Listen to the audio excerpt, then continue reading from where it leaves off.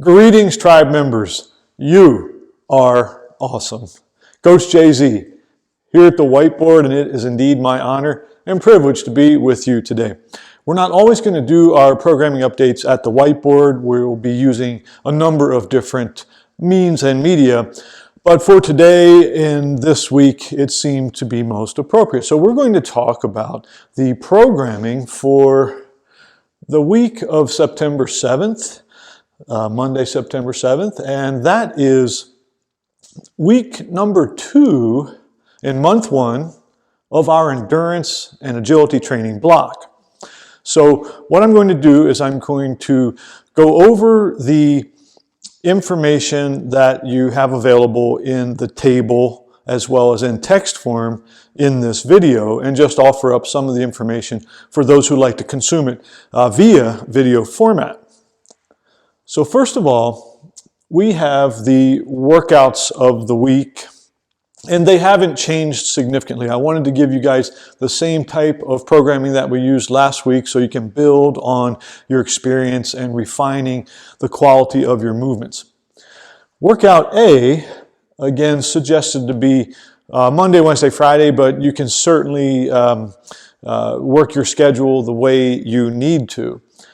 And what we're going to do in the warm-up is exactly the same thing. So we're going to perform that 5 minutes of level 1, walking or jogging, and then we're going to do the drills. But now we're going to increase the drills to 4 times 20 yards for each drill. So that's the skip, the high knees, the shuffle, and the karaoke as we performed last week, and which were in last week's video if you need to refer back to that. For the main set, we're still at the goal of getting to 30 minutes of level 1, easy, low intensity, cardio mojo per workout. So let's say last week we did 15 to 30 minutes, and I encourage you to be a rebel, and you may have done 20 minutes or so forth. Now the goal is trying to get as close to 30 minutes for each of the 3 runs that you can, but go easy. That's very important. So we're always at that level 1. Now the strides or striders, we're going to increase those both in terms of the number of repetitions and the distance. So last week we did 5 times 50 yards. Now we're up to 8 times 75 yards, but no more intensity. So we're only trying to build volume this week. We're not tweaking that intensity until next week, actually. So the tips I have for this workout, for workout A, is focus on building volume, small amounts wherever you can, but don't exhaust yourself. And as far as going harder, don't. Just go a tiny bit longer. Now, if we go to workout B, that's the home gym workout, Tuesday, Thursday, Saturday, again, a suggestion. We'll take whatever you can give yourself. And with the dynamic flow warm-up series, we're not going to change that at all. So those basic movements in calisthenics will be exactly the same, done in flow fashion, 30 seconds each. However, when we move into our basic movement patterns, the lifts and exercises that we were doing, we're still going to do the same exercises, same order, but now we're going to move to straight sets. And what straight sets are, as opposed to the circuits we did last week, where when you're doing a circuit, you do one exercise, one set of one exercise, then you move to the next exercise, and so forth till you've completed one set of all the exercises. That's a circuit. And then you went through 2 or 3 times. Well, now we're going to do straight sets. So in other words, the first exercise is the goblet squat. So you'll do all 3 sets of the goblet squat before you move on to the next exercise.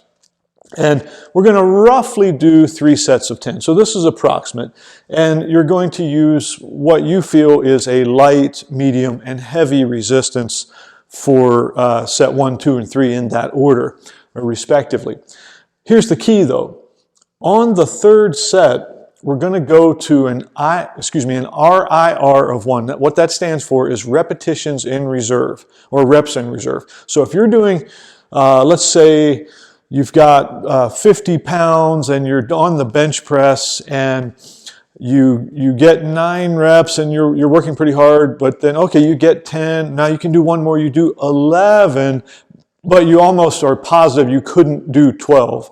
That would be an RIR of 1. So you have 1 rep left. And that's why we said 10 is approximate, because you might hit your RIR at 8 reps, or you might hit it at 12 or 13, depending upon the weight you select. And that's going to also be related to what kinds of weights you have available, and also your training experience and knowing where your strength limits are. So that's the basic movement patterns. Now with our isometrics, using the same ones again, so that was the lunge, the push-up, the hang, and the squat. Well, we're going to move those up to 30-second holds. Last week we were at 20 seconds, now you're holding 30 seconds for each of those positions. And don't forget the push-up uses all 3 positions, fully extended, halfway, and at the bottom. Tips for the gym workout are really to work on full range of motion. Right now, we're just building our training volume up a little bit and headed towards more elaborate, maybe fancy work if you want to say that, but I want you to just work with full range of motion, trying to appreciate the movement, master it, really squeeze and feel the movement. And that really relates to this mind-muscle connection. Really kind of tune into what you're doing with your body. And I'd even say we're not as concerned about isolating muscles as we are refining movement. So just play with it, but try to make your movements artful, skillful, poetic, graceful, so that an onlooker would see you training and say, ah, and that's what we're looking for there. Now, this is a little bit of garble, and don't worry about it. I'm just going to tell you about it. And so none of this has to be memorized by any means. But the master classes. Last week, we touched on the annual training plan, the ATP, and also some training terms. Now, both of those things are available in the member programming area. Excuse me, you've got the annual training plan that's provided in that first post of, I believe it was August 27, and then training terminology is a separate post. Also, this week we're going to touch on the athletic assessment and the capacity rating system. So those are linked, and we have an article about being an athletic athlete that describes the athletic assessment, and also the capacity rating system really just lets you get an understanding for how you might rank or rate yourself in the 5 capacities of human performance, which are strength, speed, power, agility, and endurance. You can express those in any order and score them. And so you can get a score, and then you can start to figure out where we're headed with all this training, how you can start to modify and adapt, or at least just know when you want to work more on a strength or a liability, depending upon the block that we're in. So that's something I'll be helping with as your coach. I also have a couple of quick bonus bits of information, so thank you for watching. You're awesome. And this is basic workout shorthand. I think this helps all of the people that I work with, all my athletes, to just be able to communicate very rapidly. So workout shorthand is simply this.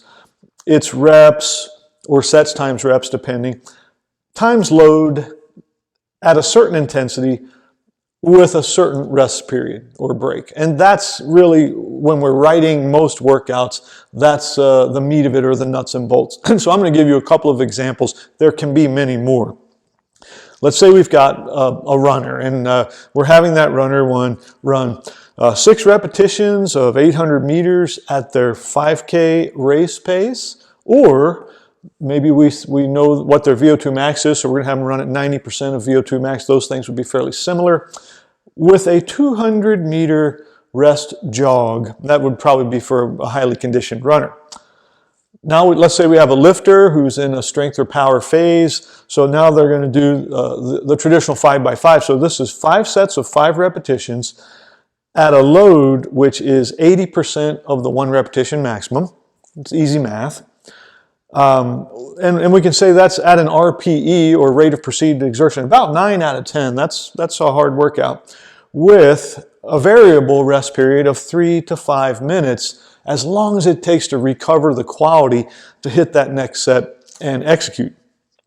Yet another example, again, there are lots more than this. 4 times 5 minutes at the functional threshold pace, or functional threshold power, we're going to say that, or at lactate threshold heart rate. with 45-second rests. So that could be someone who's doing circuit training, or it could also be applicable for a cyclist, for example.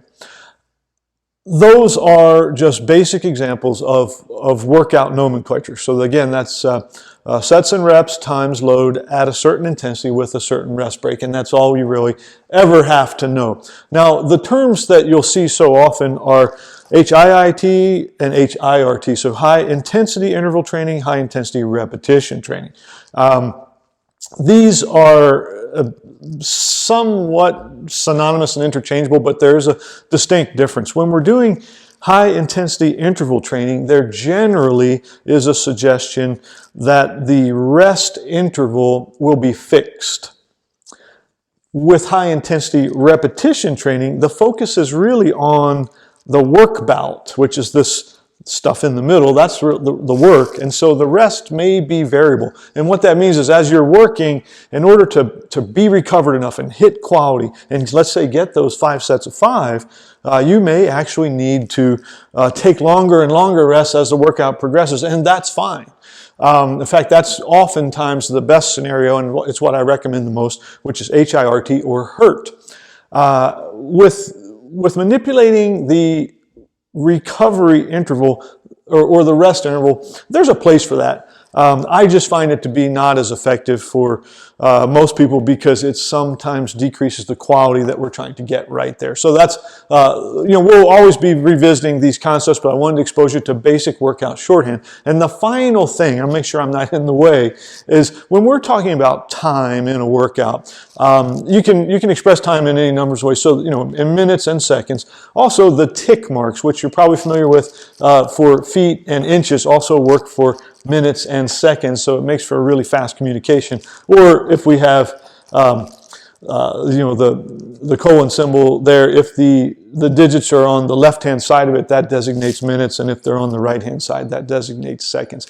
I tend to do a lot of this because I like it to be quick and easy, and so I wanted to clear up any confusion if any of you were looking at some of the programming and seeing that. So that is what we're working on during this second week of the first month of Block 1, and that's starting on Monday, September 7th. That's Labor Day. So hope you enjoyed this, and again, found the resource useful, and it's a pleasure to work with you. As always, you're awesome. Coach Jay-Z signing out until I see you again.